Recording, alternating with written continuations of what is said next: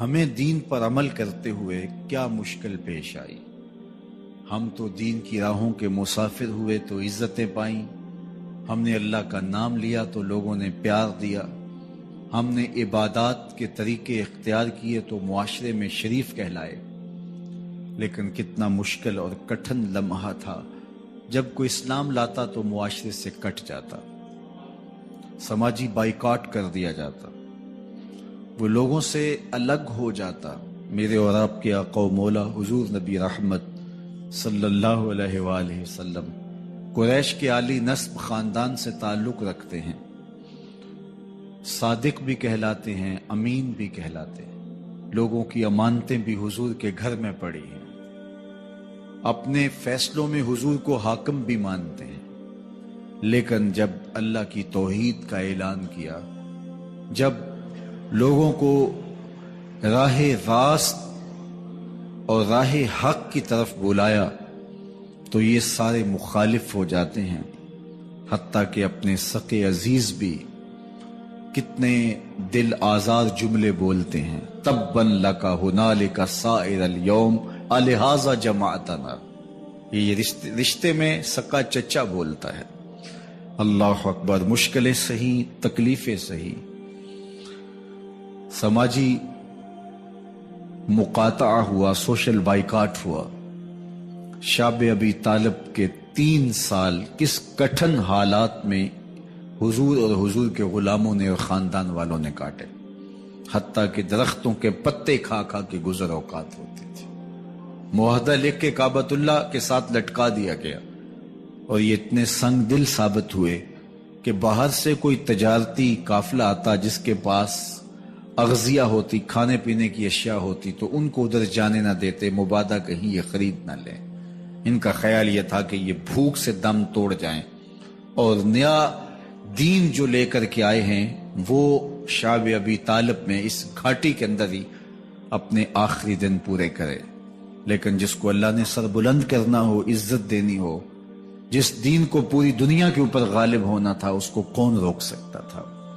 اللہ کے محبوب علیہ الصلوۃ والسلام نے محنت، تندہی، کوشش اور کد و کاوش کے ذریعے لوگوں تک پیغام حق کا ابلاغ کیا۔ سب سے پہلے حضور کی اہلیہ حضرت سیدہ خدیجہ الکبریٰ رضی اللہ تعالی عنہا ایمان لاتی ہیں۔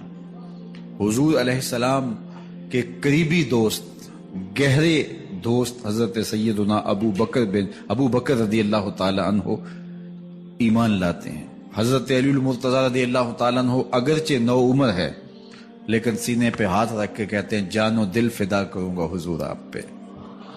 حضرت بلال حبشی اسلام لاتے ہیں، حضرت عمار ابن یاسر، حضرت سمیہ، حضرت یاسر اسلام لاتے ہیں۔ 38 لوگ ایک ایک کر کے اسلام میں داخل ہوئے۔ کفار تو چاہتے تھے کوئی دوسرا شخص ان کے ساتھ کھڑا نہ ہو، تو جب 38 لوگ حضور کے ساتھ کھڑے ہو گئے تو ان کے لیے بڑا اذیت ناک لمحہ تھا کہ یہ تحریک جس کو ہم روکنا چاہتے ہیں یہ پھیلتی چلی جا رہی ہے، لوگ اس کے ساتھ شامل ہوتے چلے جا رہے ہیں، اور لوگ ان کے لیے محبتیں اور ان کے لیے پیار پیش کرتے چلے جا رہے ہیں۔ عبداللہ ابن جدعان کے گھر کے قریب سے میرے حضور گزر رہے تھے کہ ابو جہل نے دیکھ لیا اور ہاتھ میں نوکیلا پتھر پکڑا اور حضور پہ حملہ آور ہو گیا۔ آقا کریم علیہ السلام نے کوشش کی کہ الجھاؤ پیدا نہ ہو، لیکن یہ اس بات پہ تلا ہوا تھا کہ حضور کو اذیت دے۔ اس نوکیلے پتھر سے حملہ آور ہو کے حضور کو گہرے زخم دیتا ہے، حتیٰ کہ حضور کے مبارک بدن سے خون بہنے لگ جاتا ہے۔ وہاں سے حضور سین حرم میں پہنچتے ہیں اور اللہ کے حضور سر بسجود ہو جاتے ہیں۔ حضور کے چچا حمزہ بن عبد المطلب ابھی اسلام نہیں لائے تھے، وہ شکار کھیل کے واپس آ رہے ہیں، اور جب وہ شکار کھیل کے آتے تھے تو بڑا اترا کے چلتے تھے۔ انہوں نے سنا کہ 2 لونڈیاں آپس میں بات کر رہی ہیں۔ اس کو پتا ہوتا نا کہ اس کے بھتیجے کے ساتھ کیا سلوک ہوا ہے تو یہ کبھی بھی ایسی چال نہ چلتا، اس کی ٹوری کوئی اور ہوتی۔ تو رک گئے، قدم خود بخود ٹھہر گئے، رک کے پوچھا کیا ماجرا ہوا؟ کہا تمہارے بھتیجے کو ابو جہل نے مارا ہے اور اس کے نازک بدن سے خون بہتا رہا۔ وہ خاموش تھا لیکن اس نے جان بوجھ کے زیادتی کی اس پر۔ بس غصے میں بپھر گئے۔ سین حرم کے آس پاس قریش اپنی مسندیں جمائے بیٹھے ہوتے تھے ٹولیوں کی شکل میں۔ آج امیر حمزہ آئے اور ابو جہل کو تلاش کر کے اپنی کمان کو زور سے اس کے سر پہ مارا اور اس کا سر پھٹ گیا، اور ساتھ بولے تم نے ہمارے بھتیجے کو لاوارث سمجھا ہے؟ اب اس کے حواری کھڑے ہو گئے، لیکن ابو جہل بڑا کائن شخص تھا، اس نے سمجھا کہ یہ تو اب تنہا ہیں، لیکن لڑائی کی آگ روشن ہوگی تو بنو ہاشم بھی نکل آئیں گے تو یہ لڑائی لمبی ہو جائے گی، تو اس کا سبب میں ہوں، قصور میرا ہے۔ اس نے کہا بس مجھ سے غلطی ہو گئی، اس طرح اس نے بات کو ٹال دیا۔ اب حضور کے چچا حضور کو ڈھونڈ رہے ہیں۔ سین حرم میں حضور علیہ السلام اللہ کے حضور سر بسجود ہیں۔ یہ پاس جا کے کھڑے ہو گئے اور کہا یا ابن اخی، اے میرے بھائی کے بیٹے، اے میرے بھتیجے، لیکن حضور سر نہیں اٹھایا۔ اللہ کے حضور اپنے دکھڑے بیان کر رہے ہیں۔ اسی کسے دے کچھ نہیں لگ دے تے نہ کوئی ساڈا دردی۔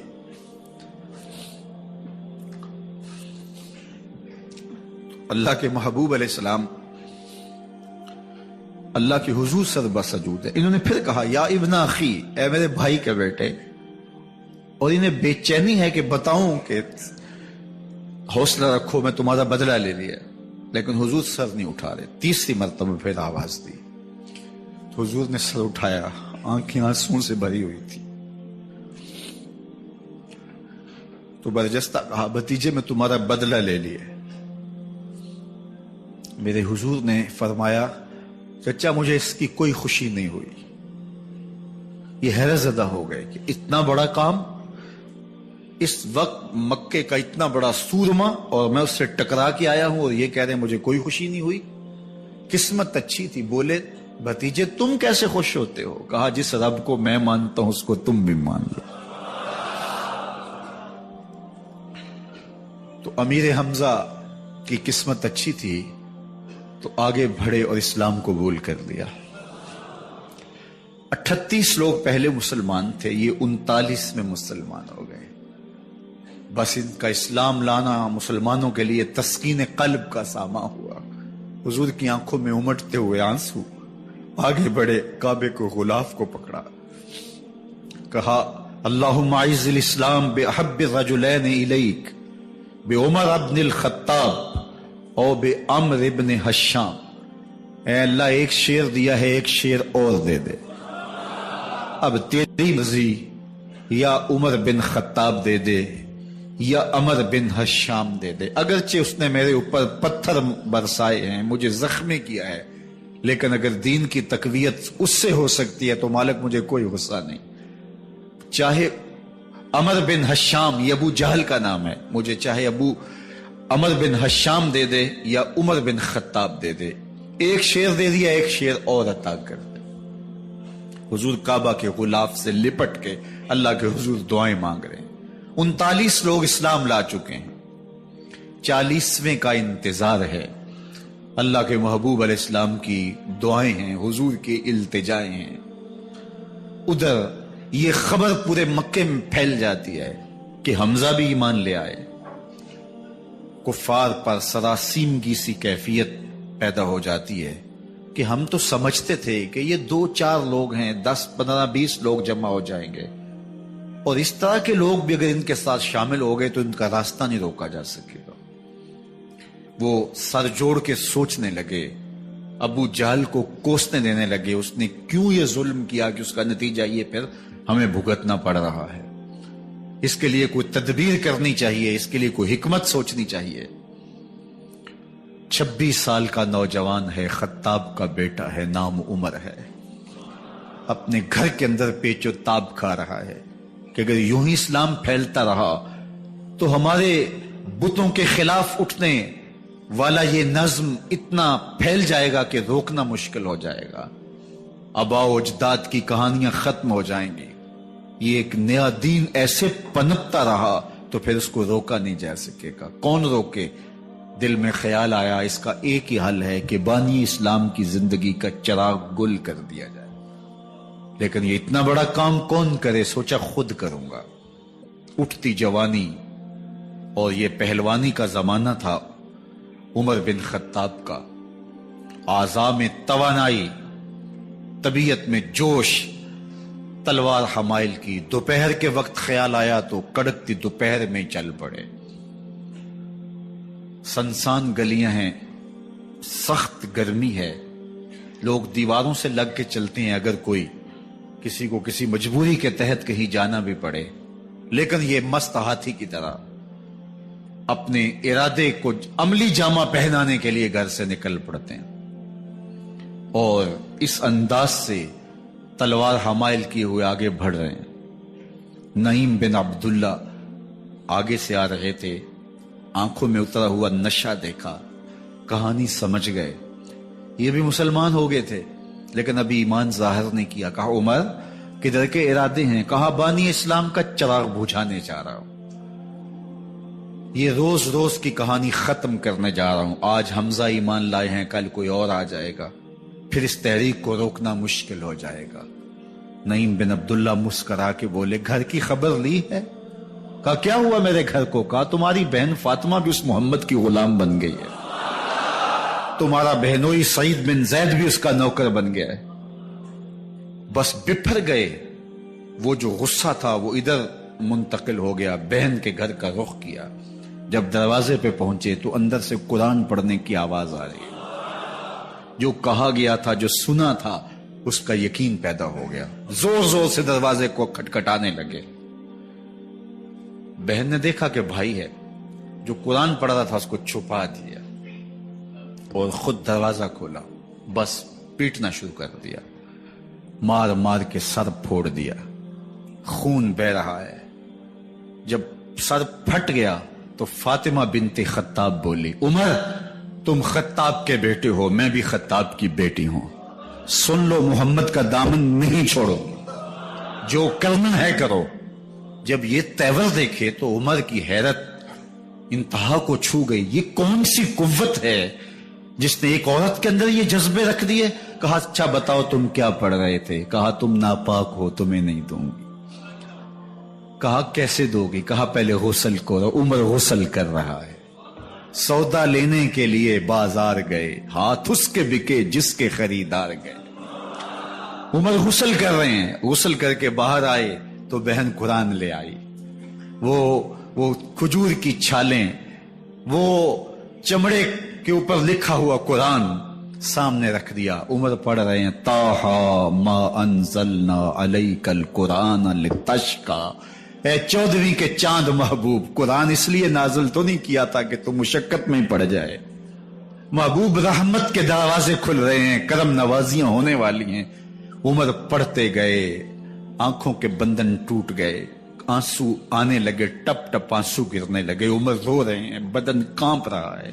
آئے کس ارادے سے تھے، اب حالت کیا ہوئی جا رہی ہے. اپنی بہن سے کہا، بہنوئی سے کہا جس در کے تم غلام ہوئے ہو کبھی میں بھی اس در کا غلام نہیں ہو سکتا. عمر کی کہیں عمر نہ برباد ہو جائے، مجھے اس چوکھٹ پہ لے چلو. کہا چلو ہم اس دہلیز پہ لے چلتے ہیں. تلوار اسی طرح حمائل کی ہوئی ہے. حضور دار ارقم میں ہے. یہ اسلام کی پہلی درسگاہ ہے، حضرت ارقم کا گھر. مسلمانوں کی تعداد بہت تھوڑی، یہاں چھپ کر کے دین سیکھتے ہیں. حضور بھی وہاں تشریف فرما تھے، باقی اصحاب بھی وہاں تشریف فرما تھے. حضرت میرے حمزہ بھی وہاں تھے. دروازے کی درزوں سے دیکھا کہ عمر آ رہے ہیں. تلوار بھی حمائل کی ہوئی. صحابہ نے کہا عمر آ رہے ہیں. میرے حمزہ نے کہا کوئی پرواہ نہیں، آنے دو. اچھا ارادہ ہوا تو خوش آمدید کہیں گے، ارادہ اچھا نہ ہوا اس کی تلوار سے گردن کاٹوں گا. اللہ اکبر. جب دروازہ کھولا تو دو صحابہ نے بازوں سے پکڑ لیا، کندھوں سے. حضور نے فرمایا کندھے چھوڑ دو. کندھے چھوڑ دیے گئے. آقا کریم علیہ الصلوۃ والسلام نے ان کے گلے کے اندر جو کپڑا تھا اس کو پکڑ کے جھٹکا دیا. اسلم عمر، عمر اسلام لاؤ. اللہ اکبر. اور ساتھ حضور نے حضرت عمر کے دل پہ ہاتھ رکھ کے اللہم اہد قلبہ، اللہ عمر کے دل میں ہدایت ڈال دے. بس یہ جملہ کہنے کی دیر تھی اور حضور کا ہاتھ پھرنے کی دیر تھی، اندر سے کفر دھلتا چلا گیا۔ اور عمر نے کہا اشہد اللہ الہ الا اللہ واشہد انک رسول اللہ۔ جب یہ پڑا کلمہ تو حضور کی زبان سے بے ساختہ نکلا اللہ اکبر، اور صحابہ نے بھی اللہ اکبر کہا، اور اس زور سے کہا کہ مکے کی گلیاں گونجنے لگی۔ اب عمر ایمان لانے کے بعد حضور کی خدمت میں حاضر ہو کے عرض کرتے ہیں حضور کیا ہم حق پہ نہیں ہیں؟ فرمایا ہم حق پہ ہیں۔ کہ اللہ کا دین سچا نہیں ہے؟ فرمایا اللہ کا دین سچا ہے۔ کہا کہ آپ اللہ کے سچے نبی نہیں ہیں؟ فرمایا میں اللہ کا سچا نبی ہوں۔ تو فرمایا پھر ہم چھپ کے نماز کیوں پڑھیں؟ کہا کہ عمر تم جانتے ہو حکمت ہے، اتنے جو ہے وہ ہماری تعداد نہیں، اور کفار کا جور و ظلم اور ستم۔ عرض کی حضور ہم کعبۃ اللہ میں جا کے نماز پڑھیں گے۔ مسلمانوں کی دو صفیں بن گئی، ایک صف کی قیادت امیر حمزہ کر رہے ہیں، ایک صف کی قیادت حضرت فاروق اعظم کر رہے ہیں، درمیان میں حضور چل رہے ہیں، اور روایات میں آتا ہے حضرت عمر چلتے جاتے ہیں اور ساتھ لا الہ الا اللہ پڑھتے چلے جا رہے ہیں۔ اور پھر جا کے وہاں پہنچے تو وہاں جو صنادید قریش تھے ان پر سختہ طاری ہو گیا۔ حضرت عمر رضی اللہ تعالیٰ عنہ جب ایمان لائے تو آپ نے ایک ایک کافر کے گھر کے دروازے پہ کھڑے ہو کے کہا، جب کوئی بھی شخص مسلمان ہوتا تو کفار اس کو مارتے، زود و کوب کرتے، ظلم کرتے، ستم کرتے، گھسیٹتے بازاروں میں، لیکن حضرت عمر ایمان لائے تو ایک ایک شخص کے دروازے پر کھڑے ہو کر کے کہا کہ تم کمزوروں کو مارتے تھے، میں تمہیں بتانے آیا ہوں میں محمد عربی کا نوکر بن گیا ہوں۔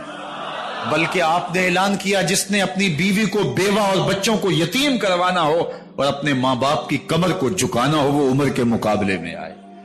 اللہ اکبر۔ زنیرہ نامی ایک خاتون تھی، بہت کمزور،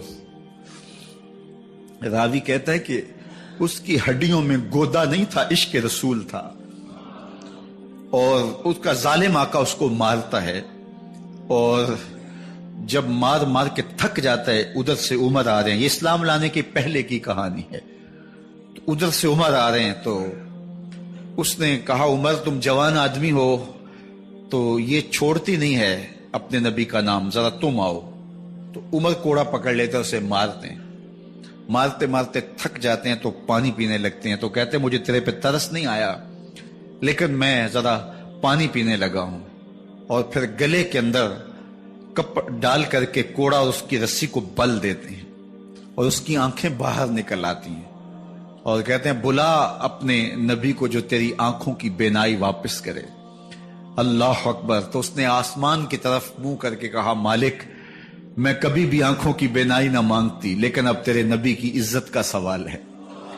آنکھوں کی بینائی واپس ہو جاتی ہے۔ زنیرہ کو بڑا مارا۔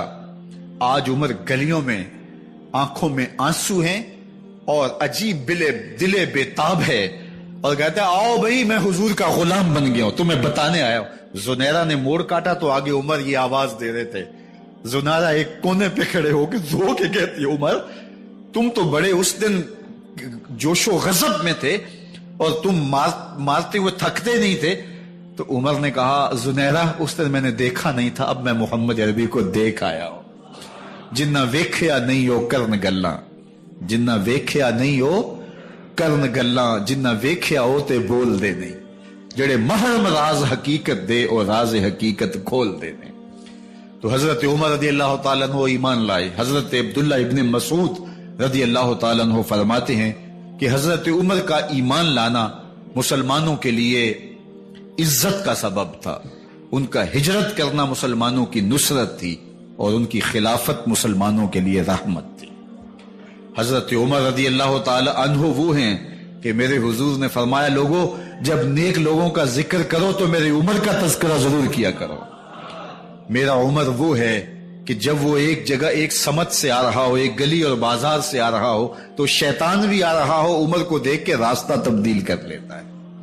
حضرت عمر رضی اللہ تعالی عنہ کی طبیعت کے اندر جو جاہ و جلال تھا، طبیعت کے اندر جو سختی تھی، وہ اسلام کے اندر آ کر بھی قائم رہی، اور آپ نے وہی سختی، وہی جاہ و جلال جو پہلے مسلمانوں کے خلاف تھا، اب کفار کے خلاف، منافقین کے خلاف حضرت عمر کی طبیعت کے اندر وہ جوش و خروش بدستور موجود رہا، لیکن جس دن آپ خلیفہ بنے تو اس دن آپ نے ممبر پہ چڑھ کے جو خطبہ دیا اس میں کہا، لوگوں میں سخت اس لیے تھا کہ رسول اللہ نرم تھے، پھر میں سخت اس لیے تھا کہ حضرت ابوبکر صدیق نرم تھے، اب میں تخت خلافت پہ بیٹھا ہوں، اب میری سختی جو ہے وہ نرمی میں تبدیل ہو گئی، صرف فاسقوں فاجروں اور باغیوں کے لیے میں سخت ہوں، باقی تمہارے لیے نرم ہوں۔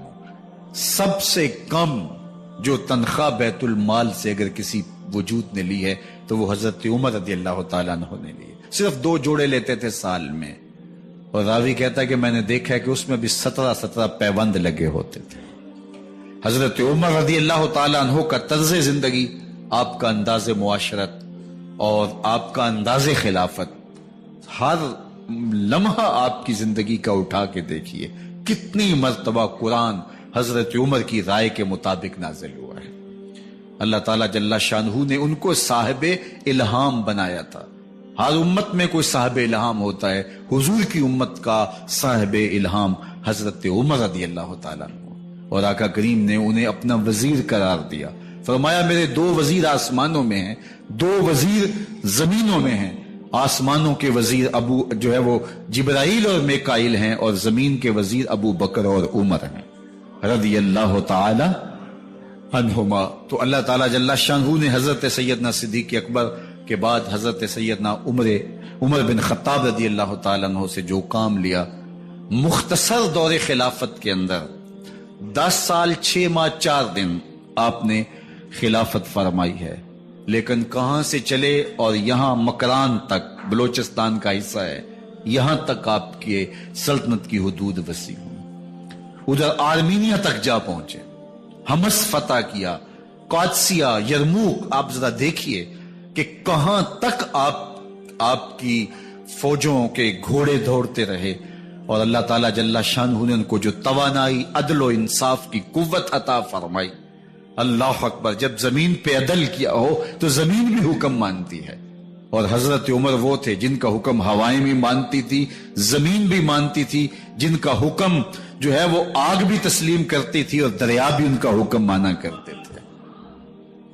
مصر کے اندر رسم بد جاری تھی، یہ رسم بد جاری تھی کہ سال کے بعد 1-2 شیزہ کو زیورات پہنا کے اچھے لباس میں ملبوس کر کے دریا کی بھیڑ چڑھایا جاتا، اس کی قربانی دی جاتی، اس کا خون بہتا تو دریا چلتا۔ جب اسلام مسلمانوں نے مصر فتح کیا تو گورنر نے لکھا کہ اسلام تو اس طرح کی رسوم کی اجازت نہیں دیتا، لیکن خشک سالی ہے، لوگوں کی فصلیں ویران پڑی ہے، تو حضرت کیا کیا جائے؟ تو حضرت عمر رضی اللہ تعالیٰ عنہ کو جب قاصد آ کے پیغام دیتا ہے تو کاغذ کے ٹکڑے پہ لکھتے ہیں، بسم اللہ الرحمن الرحیم، مصر کے نیل کی جانب عمر کا خط، لکھتے ہیں اے نیل اگر تو اللہ کے حکم سے چلا کرتا ہے تو چل، ورنہ ہمیں تیرے چلنے کی کوئی حاجت نہیں ہے۔ اور قاصد کو کہا یہ خط لے جاؤ اور جا کے دریائے نیل میں پھینک دو۔ قاصد جا کے خط دریائے نیل میں پھینک دیتا ہے، پانی آتا ہے، ایسا دریائے نیل چلا 14 صدیاں ہوئی ہیں آج تک کبھی بند ہی نہیں ہوا۔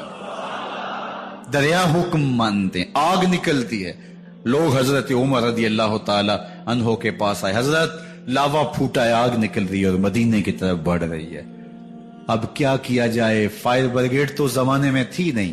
عمر نے اپنی قمیض اتاری، جس قمیض پہ 17 پیوند لگے ہوئے تھے چمڑے کے، کہا یہ قمیض لے جاؤ، جدھر آگ بڑھ رہی ہے آگے ڈھالنا، آگ پیچھے بھاگ جائے گی۔ زلزلہ آتا ہے تو زمین پہ دھڑا مارتے ہیں، زمین رک جا، کیا عمر نے تیری چھاتی پہ عدل نہیں کیا ہے؟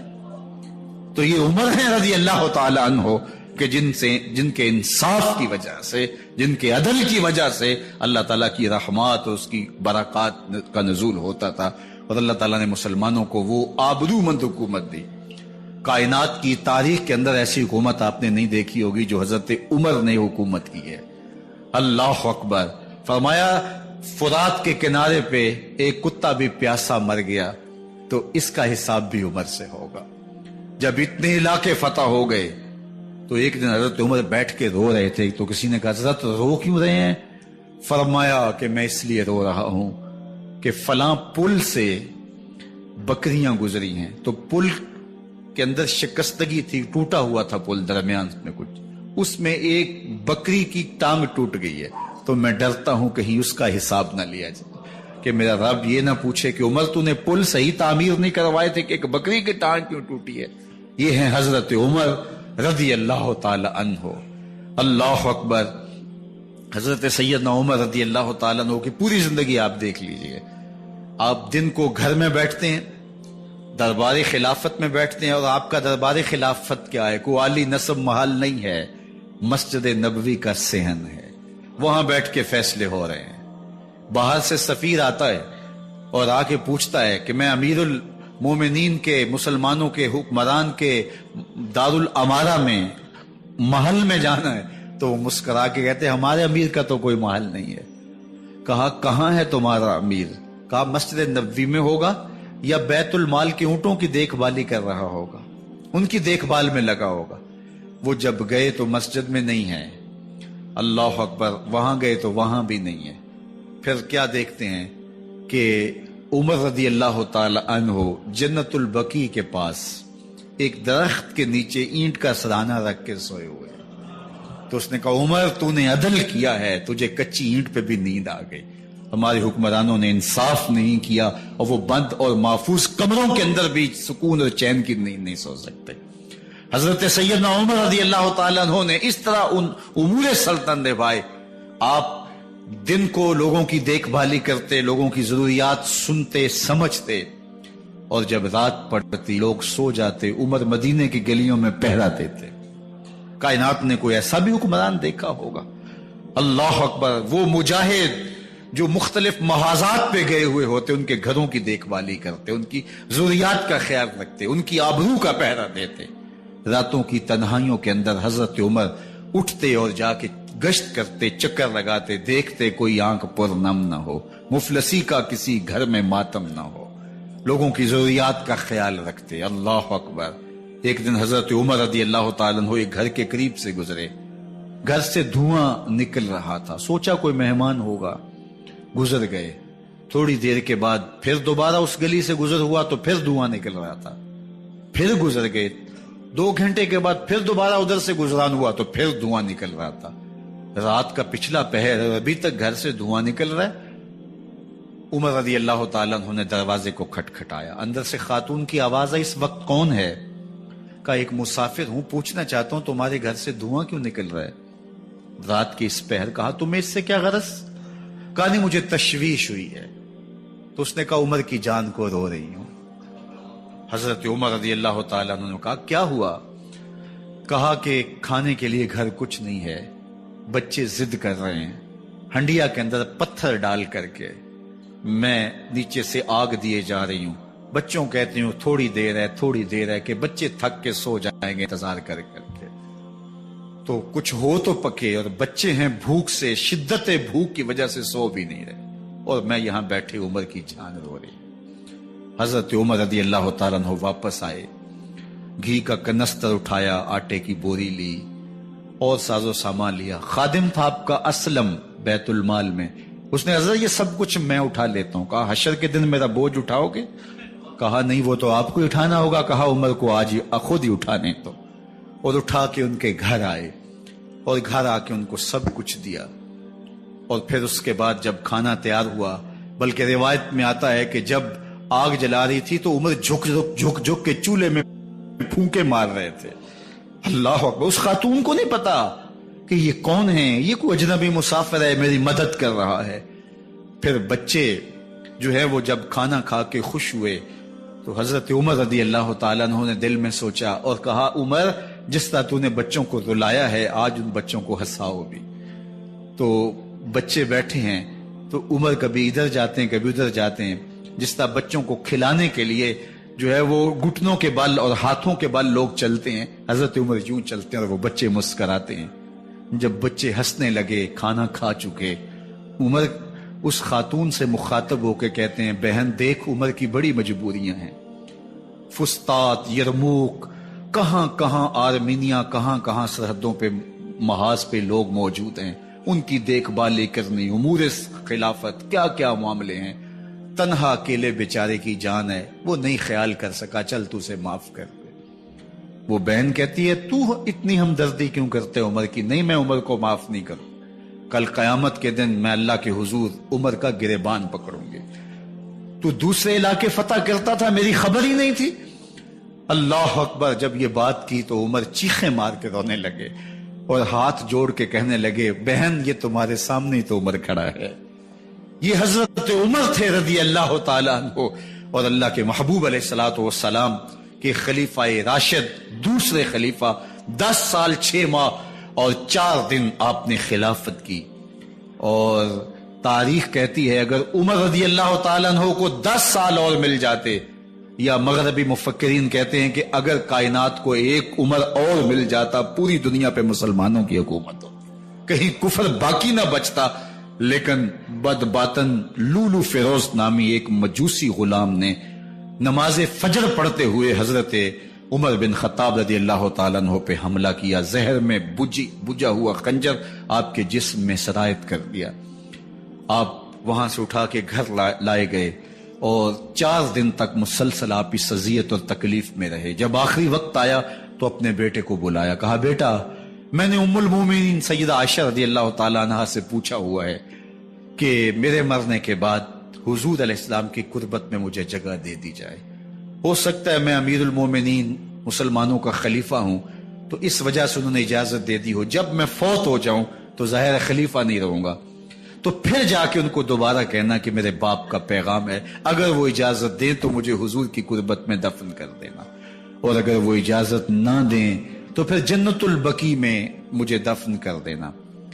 जब हजरत सैयदना उमर बिन खत्ताब रदी अल्लाह तआला अन्हु का इंतकाल हो गया तो आपके साहबजादे इब्ने उमर हजरत आयशा रदी अल्लाह तआला अन्हा के पास गए, कहा कि मेरे बाप का सलाम है आपके नाम। उन्होंने आपको जिंदगी में कहा था कि हुजरा अनवर में सैयदना सिद्दीक अकबर के साथ 2 गज जगह मुझे भी नसीब हो जाए, तो आपने इजाजत दे दी थी। तो मेरे वालिद गिरामी ने फौत होते हुए कहा कि दोबारा उम्मुल मोमिनीन के पास जाना और दोबारा पूछना। उस वक्त तो मैं अमीरुल मोमिनीन था, हो सकता है वादा कर लिया हो, लेकिन अब अगर आप इजाजत दें तो यहां हम कब्र उनके लिए खोद लें, वरना हम जन्नतुल बकी में दफन कर दें। तो उम्मुल मोमिनीन सईदा आयशा रदी अल्लाह तआला अन्हा रो पड़ी और फरमाया ये जगह मैंने अपने लिए रखी थी, लेकिन उमर ने इस्लाम के लिए खिदमत इतनी की है कि मैंने खुद तरजीह दी है, इसलिए मैं इजाजत देती हूं कि यहां उमर को दफन किया जाए। अल्लाह अकबर। और फिर वहां हजरत उमर रदी अल्लाह तआला अन्हु को दफन किया गया। ये कब्र मेरे हुजूर की है, 7 हजरत सिद्दीक अकबर हैं, 7 हजरत उमर फारूक रदी अल्लाह तआला अन्हु हैं। जे शक होवी ते चल मदीने, जे शक होवी ते चल मदीने, वेख ले जोड़ मजारां दा, बन यार नबी दियां यारां दा। हुजूर ने फरमाया, एक दिन मस्जिद नबी से बाहर निकल रहे थे और कुछ लोग मस्जिद में दाखिल हो रहे थे। हुजूर ने दाएं हाथ से अबू बकर का हाथ पकड़ा था और बाएं हाथ में हजरत उमर का हाथ था, और जब लोगों को आते हुए देखा उनको मुखातब करते हुए कहा, हाकाज़ा नुबअसु यौमल क़यामा, कयामत के दिन हम कब्रों से यूं ही उठाए जाएंगे। मेरे दाएं हाथ में अबू बकर का हाथ होगा, बाएं हाथ में उमर का हाथ होगा। जे शक होवी ते चल मदीने, आ वेख ले जोड़ मजारां दा, बन यार नबी दे यारां दा। तो मेरे हुजूर ने फरमाया जब अच्छे लोगों का जिक्र करो तो मेरे उमर का जिक्र भी जरूर किया करो। तो हजरत उमर रदी अल्लाह तआला अन्हु अल्लाह के महबूब के महबूब हैं, बाकी सहाबी मुरीद हैं, हजरत उमर मेरे हुजूर की मुराद हैं। अल्लाह से मांग करके लिया है, अल्लाह उमर बिन खत्ताब अता करते, और फिर अल्लाह ने उमर की सूरत में इस्लाम को वो अजीम तोहफा दिया जिससे इस्लाम की इज्जत बढ़ी और शान और शौकत में इजाफा हुआ और इस्लाम के झंडे 4 दाग आलम के अंदर लग गए। अल्लाह मुझे आपको हजरत उमर के नकूशे पाकी बरकतें अता फरमाए और हमारे हुक्मरान ते ना मैं जोगी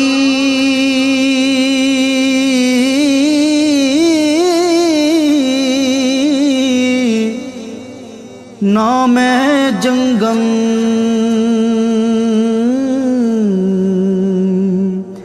ते ना मैं चला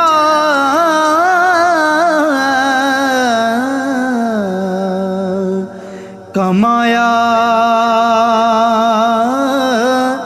हूँ।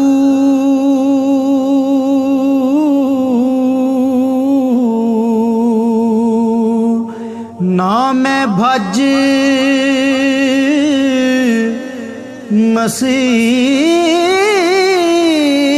ਮਸੀਤੀ ਵੜਿਆ